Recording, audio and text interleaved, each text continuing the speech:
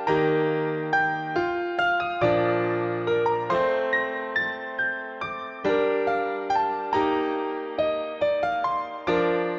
Screening test जो हर महिला को 30 इयर्स के बाद कराते रहना चाहिए। नमस्कार, मैं हूं डॉक्टर आस्था दयाल और मैं सीके बिरला हॉस्पिटल में गायनेकोलॉजी में डायरेक्टर हूं। तो चलिए बात करते हैं कि 5 ऐसे कौन से इंपॉर्टेंट टेस्ट हैं जिनके बारे में आपको पता होना चाहिए।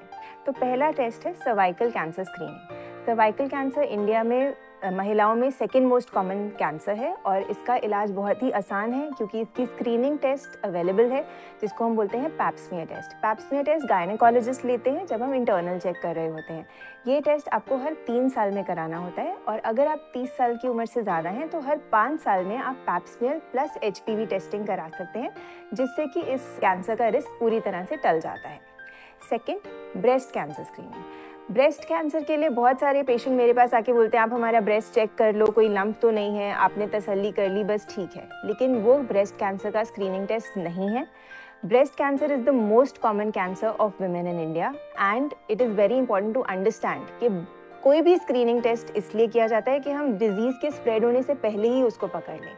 तो ब्रेस्ट कैंसर का स्क्रीनिंग टेस्ट है मैमोग्राफी, जो एक एक्सरे होता है जिसमें ब्रेस्ट का हम एक्सरे करके छोटे छोटे माइक्रो कैल्सिफिकेशन या छोटे लेजन्स भी पकड़ सकते हैं जो हमें अपने एग्जामिनेशन से नहीं पता चलते। और अगर आप मैमोग्राफी से अर्ली लेजन डिटेक्शन करते हो तो आपका ब्रेस्ट कैंसर का रिस्क 90% तक क्योरेबल हो जाता है, जबकि लेट स्टेज में पता करने से ब्रेस्ट कैंसर का रिस्क सिर्फ ब्रेस्ट कैंसर से 50% क्योरेबल होता है। तो इसीलिए हर 3 साल में mammography after the age of 40 आपको कराते रहना चाहिए। अब हमने कैंसर की तो बहुत बात कर ली, लेकिन जो विमेन का सबसे बड़ा किलर है वो है हार्ट डिजीज़। मेनोपॉज के बाद हमारा हार्ट डिजीज़ का रिस्क डबल हो जाता है। तो इसको हम कैसे प्रिवेंट करें? तो हमारा तीसरा टेस्ट है कोलेस्ट्रॉल का टेस्ट। तो स्टडीज़ ने बताया है कि अगर आपका बैड कोलेस्ट्रॉल ज़्यादा है तो अपने 30s में ही आपको उसकी दवाई भी शुरू करनी पड़ सकती है ताकि आप फ्यूचर में अपने हार्ट डिजीज़ के रिस्क को कम कर सकें। तो आप अपना कोलेस्ट्रॉल टाइम से चेक कराएं और अपने डॉक्टर से कंसल्ट करें।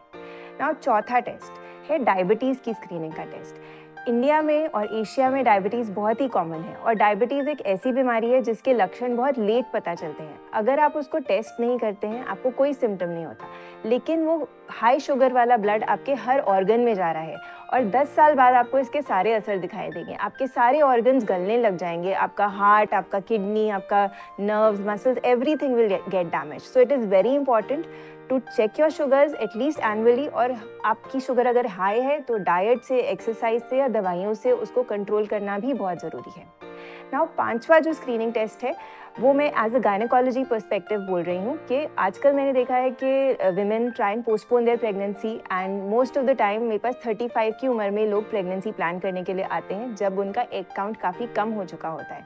तो उसके लिए आप एक स्क्रीनिंग टेस्ट कर सकते हैं जिसका नाम है AMH या एंटी मुलेरिन हार्मोन। ये एक सिंपल ब्लड टेस्ट है जिससे आपको अंदाज़ा हो जाता है कि आपका एग काउंट कैसा है, आगे चल के आपको क्या प्रेग्नेंट होने में दिक्कत आ सकती है, और अगर ऐसा है तो आप टाइम से प्रेगनेंसी प्लान कर सकते हैं या फिर आप अपने एग फ्रीजिंग के बारे में डॉक्टर से डिस्कस कर सकते हैं। धन्यवाद।